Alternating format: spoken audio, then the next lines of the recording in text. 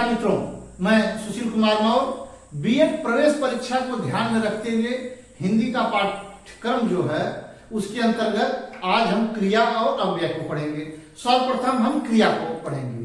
क्रिया जिस शब्द से किसी काम का करना या होना पाया जाए उसे क्रिया कहते हैं। यह इसकी परिभाषा है। अब क्रिया और धातु शब्द भी कहीं कहीं आता है, तो इसको समझ लेना जरूरी है कि धातु किसे कहते हैं। क्रिया के मूल रूप को धातु कहते हैं। जैसे पढ़ना क्रिया है, इसका मूल रूप जो है पठ है। पठ धातु से पढ़ना बना है। तो इस प्रकार उसके बारे में भी आपको संक्षेप में हमने बता दिया। अब क्रिया के भेद देखिए, वैसे तो भेद बहुत हैं और उसकी चर्चा करने में बहुत लंबी वीडियो हो जाएगी, और यहाँ हमारा मुख्य उद्देश्य है कि आपको बीएड प्रवेश परीक्षा में अच्छे से अच्छा अंक दिला सकें। उसके लिए जितना आपको पढ़ना है, जितनी सामान्य जानकारी आपके लिए हो उतना ही बेहतर है, क्योंकि यह सामान्य हिंदी है। इसको आप समझते रहिए। अब जैसे क्रिया के भेद, दो भेद है मूल रूप से मोटे तौर पर। इसके बाद अन्य भेद है, कुछ भेदों को और हम बताएंगे, लेकिन यहाँ मुख्य रूप से दो भेदों को आप जानिए, अकर्मक क्रिया और सकर्मक क्रिया। अकर्मक जिस क्रिया में कर्म न हो वह अकर्मक है। जैसे वह खेल रहा है, इसमें कर्म नहीं है, करता है वह और खेल रहा है, क्रिया है बिना कर्म का।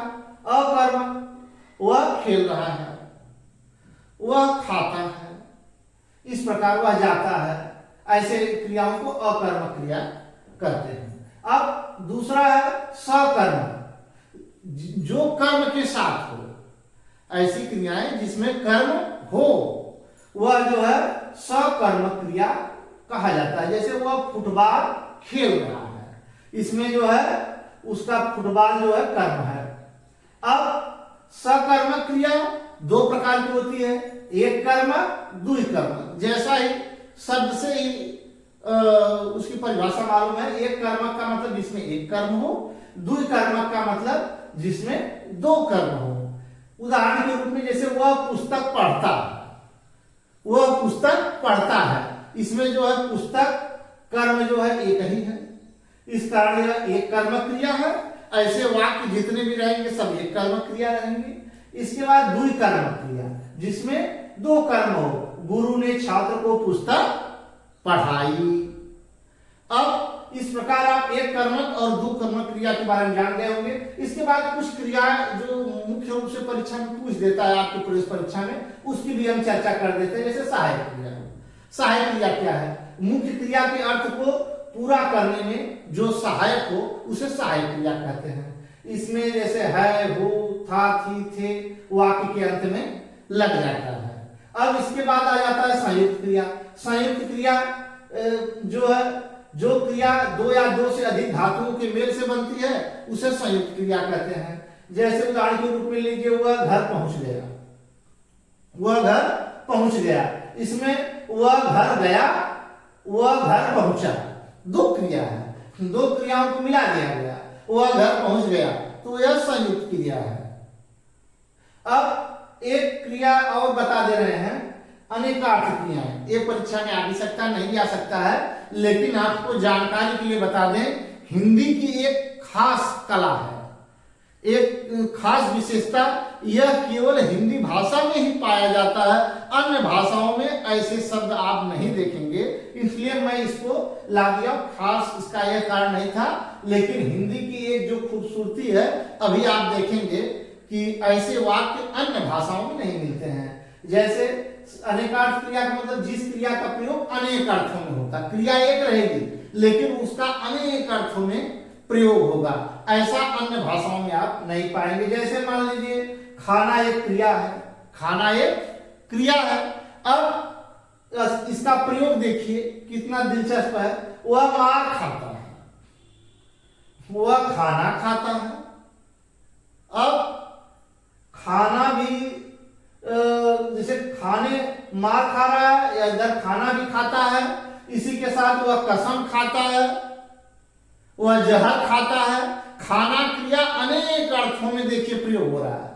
खाना क्रिया एक ही है, लेकिन यहाँ देखिए अनेक अर्थों में प्रयोग हो रहा है। वह मार खाता है, वह खाना खाता है, वह कसम खाता है, वह जहर खाता है। इसी प्रकार कई अर्थों में प्रयोग होता है। ऐसे शब्द इसी भाषा में आप देखेंगे।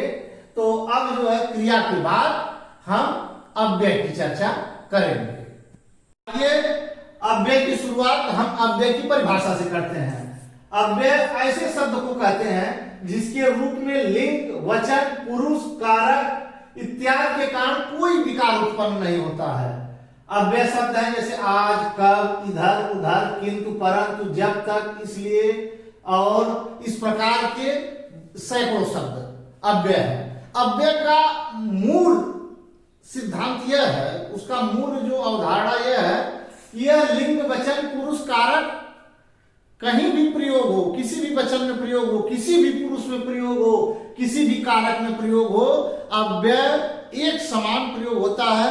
अव्यय का कोई रूप नहीं चलता है, इसका कोई प्रभाव लिंग, वचन, कारक का नहीं पड़ता है जो अव्यय शब्द होते हैं। यह चीज पुनः आप जान लीजिए कि जो अव्यय शब्द होते हैं उनका लिंग, वचन, कारक, पुरुष के ऊपर कोई प्रभाव नहीं पड़ता है।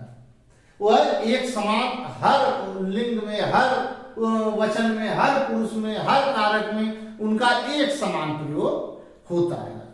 अब अव्यय के भेद, अव्यय के चार भेद हैं।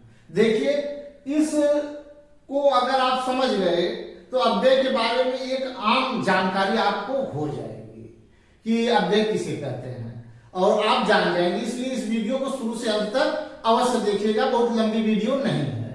अब देखिए, क्रिया विशेषण, संबंध बोधक अव्यय, समुच्चय बोधक अव्यय, विस्मयादि बोधक अव्यय।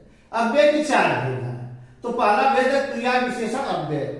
जो शब्द क्रिया की विशेषता बताते हैं उन्हें क्रिया विशेषण अव्यय कहते हैं। एक उदाहरण के जरिए हम समझते हैं, जैसे राम धीरे धीरे पढ़ता है। राम पढ़ता है, कैसे? धीरे धीरे।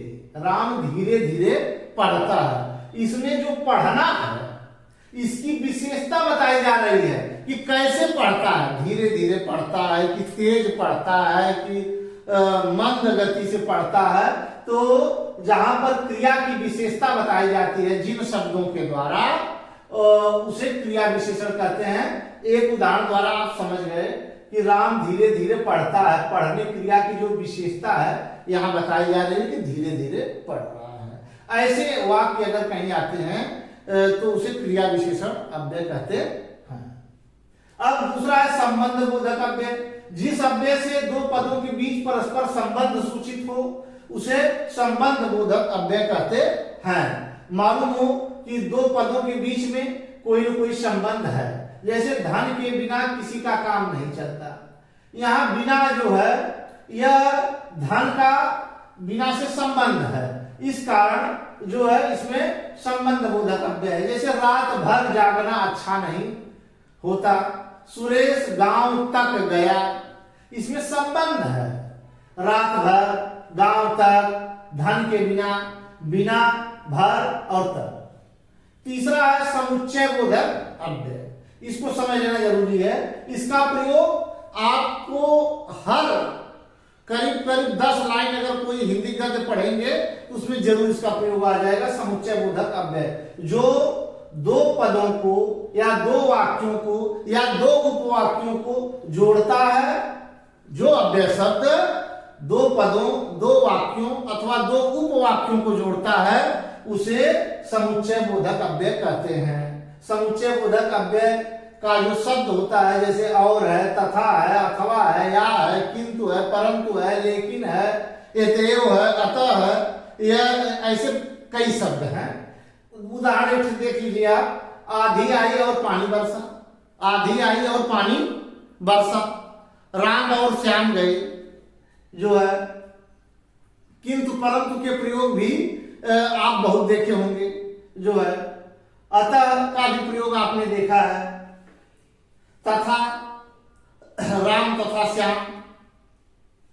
अब इस प्रकार के अनेक शब्द आते हैं जो समुच्चय बोधक अव्यय कहलाते हैं। दो वाक्यों और उपवाक्यों को यह जोड़ देते हैं, जोड़ने का कार्य करते हैं। अब आप इसके बारे में जान गए होंगे, समुच्चय बोधक अव्यय। इसके बाद विस्मयादि बोधक अव्यय है, जो अव्यय हर्ष, ध्यान रखिए, जो अव्यय हर्ष, उल्लास, घृणा, दुख, शोक आदि मनोभावों को सूचित करते हैं, उसे विस्मयादि बोधक अव्यय कहते हैं। इसमें जो विस्मयादि बोधक अव्यय हैं वह मनुष्य के मनोभाव को सूचित करते हैं। मनोभाव को थोड़े ही शब्दों में सूचित किया जाता है। इससे मालूम होता है कि इसका संबंध आदमी के मनोभाव से है, दिल से है। ऐसे शब्द जहां आते हैं वहां विस्मयादि बोधक अव्यय होता है, जिसका चिन्ह आपको जो है एक लकीर पाई, इसको मैं यहां भी बता देता हूं, देखिए इसके नीचे आप बिंदु दे देंगे, ऐसा चिन्ह जो है रहता है।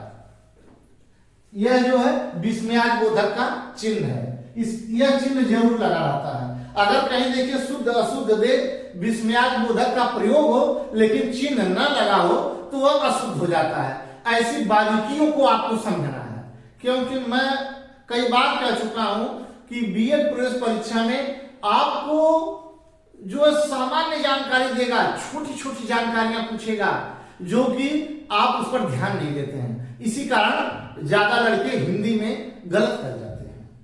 अब यहां देखिए इसके तमाम जो है शब्द हैं प्रयोग होते हैं विस्मयादि बोधक अव्यय में, जैसे अरे है, हाय है, वाह है, शाबाश, छी छी, रे, ठीक। जैसे अरे और हाय यह दुख प्रकट करता है, वाह शाबाश यह हर्ष उल्लास को प्रकट करता है, छी छी यह जो घृणात्मक चीज को प्रकट करता है, छी छी छी छी दूर हटो भाई। जैसे कोई मान लीजिए मैला कुचैला पहन कर आ गया जो है तो उसको छी छी छी छी जरा दूर हटो ऐसे कह देते हैं। अब उदाहरण के रूप में अरे यह क्या हो गया, छी छी दूर हटो। ऐसे तमाम वाक्य जो है विस्मयादि बोधक अव्यय के हैं।